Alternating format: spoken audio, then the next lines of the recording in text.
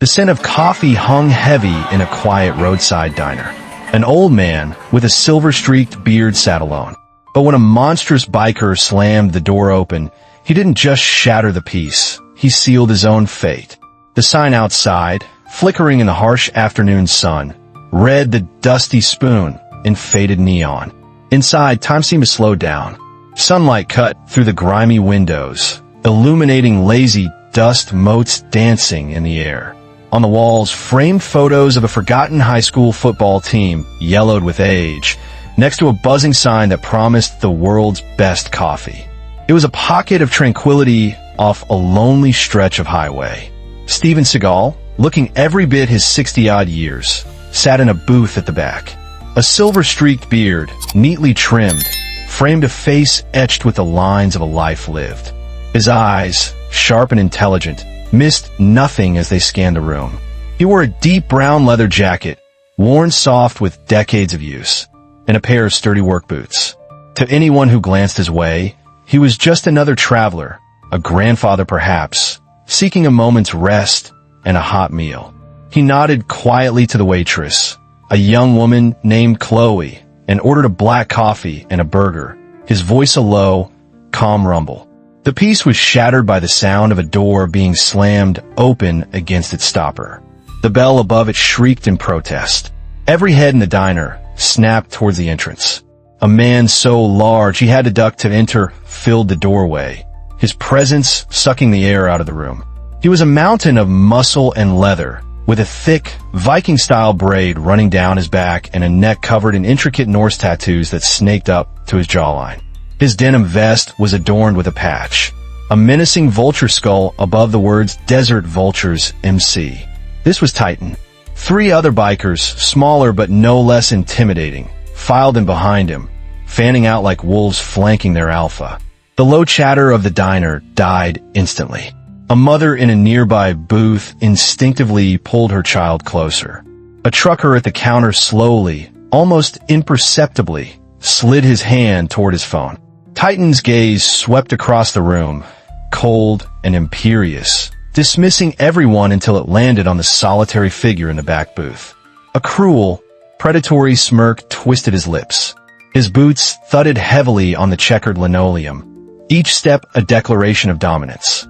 He stopped at Seagal's table, casting a shadow that swallowed the manhole. "You're in my seat," Titan growled, his voice like gravel grinding together. Steven Seagal didn't flinch. He slowly stirred his coffee, the metallic clink of the spoon against ceramic the only sound in the suffocating silence. He looked up, his gaze level and unreadable, meeting the giant's stare without a hint of fear. "There are plenty of other seats," he stated, his tone even and calm. Titan let out a short, ugly laugh that was more of a snarl. "I don't think you heard me, old man," I said. He leaned in closer, his breath a foul mix of stale beer and tobacco. "You're in my seat. Now move, before you get hurt." The tension in the diner became a physical thing. Chloe, the waitress, stood frozen by the counter, her order pad clutched in a white-knuckled grip. Maggie, the elderly owner, watched from behind the register, her face pale with worry. She'd seen trouble before, but this felt different. This felt dangerous. Seagal carefully placed a spoon on the napkin beside his cup. His movements were deliberate, economical, radiating a profound sense of control that was the complete opposite of Titan's explosive aggression. "I hear you just fine," he said, his voice still quiet but now laced with an edge of steel. "What I don't hear is any respect." The smirk vanished from Titan's face, replaced by a mask of pure fury. He slammed a fist the size of a ham onto the table. The coffee cup jumped, splashing dark liquid onto the tabletop. "Respect," he roared, puffing out his chest. "I'm Titan. I run this whole damn territory. You earn my respect by doing what I say." His patience finally gone, Titan's hand shot out and grabbed the front of Seagal's leather jacket, yanking him halfway out of the booth. A collective gasp went through the diner. "You're just some washed-up old fossil," Titan sneered, his face inches from Seagal's. "What are you gonna do? Call the cops?" A flicker of something ancient and dangerous sparked in Seagal's eyes. A faint, almost imperceptible smile touched his lips. "I don't call the cops." Titan sneered back. "Then who do you call?" Seagal's eyes locked onto his. "Me." Before the word had fully registered, he moved. It wasn't a blur of motion, but something more profound, an explosion of absolute precision. His hand came up, not to strike but to intercept. It clamped on a Titan's thick wrist. With a subtle, almost invisible twist that followed the lines of bone and sinew, he applied a lock. A sharp, sickening pop echoed in the silent room. Titan roared, a sound of shock and agony, his massive body contorting as his own strength was turned against him. The old man was gone. In his place stood a master. The shockwave from Titan's pained roar finally broke the spell holding his crew. Seeing their leader compromised, they surged forward, their hesitation replaced by a rush of adrenaline and misguided loyalty. The first biker, a lanky man with a wild beard, threw a clumsy, haymaker punch aimed at Seagal's head. Seagal didn't even seem to move his feet. He simply pivoted, allowing the punch to whistle past his ear. As the man's momentum carried him forward, Seagal's open palm met his chest. It wasn't a hard strike, but a perfectly timed push that sent the man stumbling backward, crashing over 2 bar stools before landing in a heap by the counter. The second, a burly thug, tried to grab Seagal from behind, but Seagal had already anticipated it. He spun low, trapping the man's extended arm. Using the man's own forward motion, Seagal guided him on a path he couldn't escape, ending with his head connecting solidly with the glass of the jukebox. The machine let out a distorted electronic wail before falling silent, cutting off a Johnny Cash tune mid-verse. The thug slid to the floor, dazed and groaning. The third and final member of the crew hesitated for a split second, his eyes wide with a fear he hadn't felt in years. He saw his 2 friends neutralized in less than 5 seconds. "Get him, you idiot!" Titan bellowed, clutching his injured wrist. The order overrode the fear. The biker let out a yell and charged, foolishly trying to tackle Seagal around the waist. Seagal met the charge not with force, but with grace. He stepped to the side, his hand chopping down lightly on the back of the man's neck as he passed. Simultaneously, his foot swept out, hooking the man's ankle. The biker's legs went out from under him, and he crashed face first onto the linoleum, the wind knocked out of him in a loud whoosh. The entire exchange had taken less than 10 seconds. 3 men, all younger, stronger, and full of aggression, lay scattered on the diner floor, groaning and incapacitated. The room was deathly quiet again, save for the ragged, furious breathing of Titan. It was just him and Seagal now. The board had been cleared for the main event. Titan straightened up, his face a grotesque mask of fury and disbelief. The pain in his wrist was a throbbing fire, but the humiliation burned hotter. He was Titan. Men trembled at his name.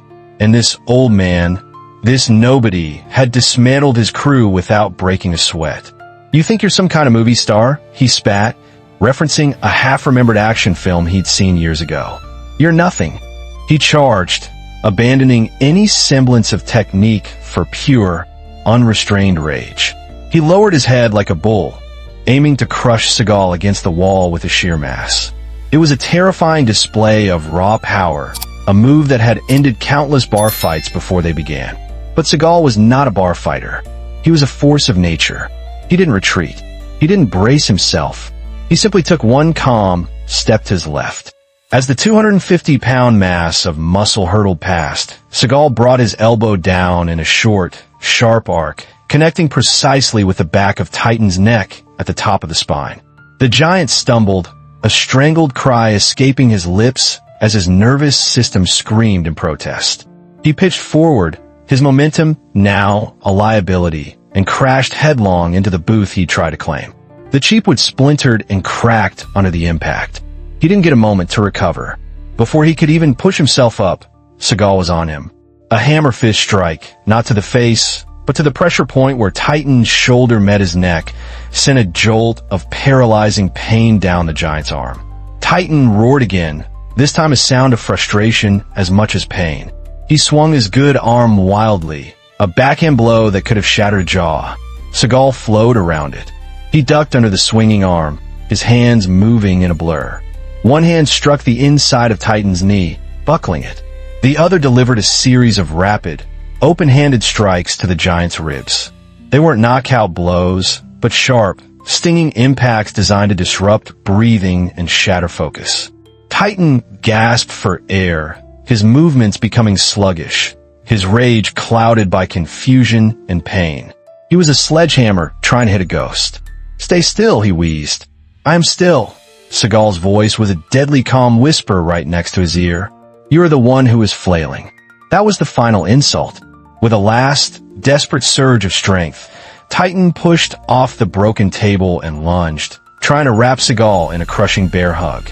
If he could just get his hands on him, he could end this. It was the opening Seagal had been waiting for. As Titan's arms closed in, Seagal stepped inside the embrace, too close for the giant to get any leverage. He grabbed the back of Titan's head with one hand and the collar of his vest with the other.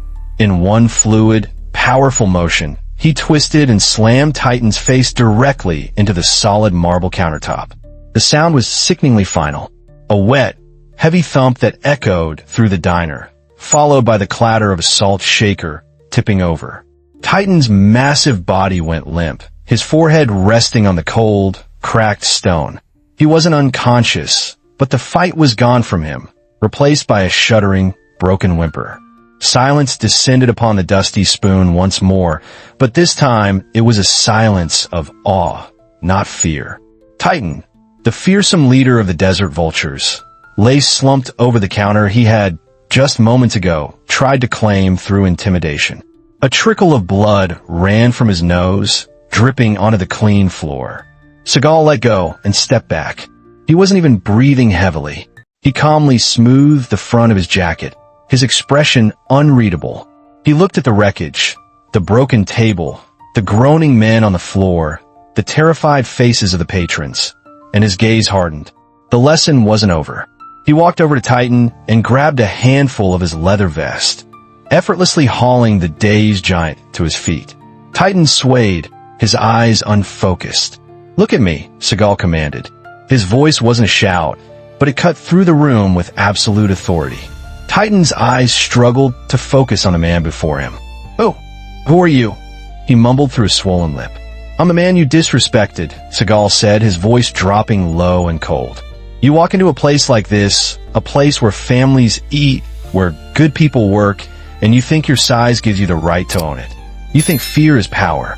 He shoved Titan slightly, forcing him to look at the wide-eyed child in the booth. "You see that? That's not power. That's poison." He spun Titan around to face Chloe, the waitress who was still pressed against the back wall, trembling. "You made this young lady fear for her safety. You threatened her livelihood. Now, you're going to apologize." A flicker of Titan's old defiance surfaced. "I don't apologize," he slurred. Seagal leaned in, his voice a deadly whisper. "You do now. Say it, or I will demonstrate just how many ways a man's jaw can be broken and still allow him to scream." The threat was so specific, so chillingly calm, that it broke the last of Titan's will. The illusion of his power was shattered, leaving only a large, beaten man. His shoulders slumped in defeat. He turned his swollen face toward Chloe. I'm sorry," he mumbled, the words thick with shame. "Louder," Seagal commanded, "so everyone can hear." "I'm sorry," Titan bellowed, the sound raw and broken. He looked at the family, at Maggie behind the counter, at the whole room. "I'm sorry. It won't happen again." The apology hung in the air, a stunning admission of defeat. It was more devastating than any punch. Seagal held his gaze for a moment longer, then released him with a shove. Titan stumbled back into one of his men, who was struggling to get up. The mighty had well and truly fallen. Without another word, Titan and his crew scrambled to their feet. They didn't look back. They helped each other limp out of the diner, a pack of wounded wolves, their alpha now a disgrace. The door swung shut behind them, and the jingling of the bell sounded like a final, mocking laugh. For a long moment, nobody moved. Then, slowly, the diner came back to life. Someone let out a shaky breath. Another started to clap. and soon the small room was filled with applause. Maggie, the owner, came around the counter, wiping tears from her eyes with the corner of her apron. "Mr. Thank you," she whispered, her voice trembling with gratitude. We don't know how to thank you." Seagal simply gave her a small, reassuring nod. He walked back to his booth, the one that had started it all. He sat down, surveyed the damage, and then looked at Maggie. "The damages," he said calmly, "and everyone's meal. Put on my tab." He reached into his jacket, pulled out a crisp $100 bill, and laid it on the table. It was more than enough. The gesture transformed him again. He wasn't just a fighter. He was a protector. He had not just defended himself. He had defended the sanctity of this small, quiet place. He picked up his coffee cup, which had miraculously survived the chaos, and took a slow, deliberate sip. It was as if a hurricane had just passed through, and he was the calm eye of the storm. The story of what happened at the Dusty Spoon that day spread like wildfire. It became a local legend, a tale told to remind people that you can never judge a book by its cover, and that true strength isn't about how loud you can roar, but about the quiet confidence of knowing you can handle whatever comes through the door. This incident shows us that real power never needs to announce itself. What do you think? Did Titan and his crew truly learn their lesson that day? Let us know your thoughts in the comments below. Please, always comment with respect. And if you're moved by this story, don't forget to like, share, and subscribe for more incredible true events.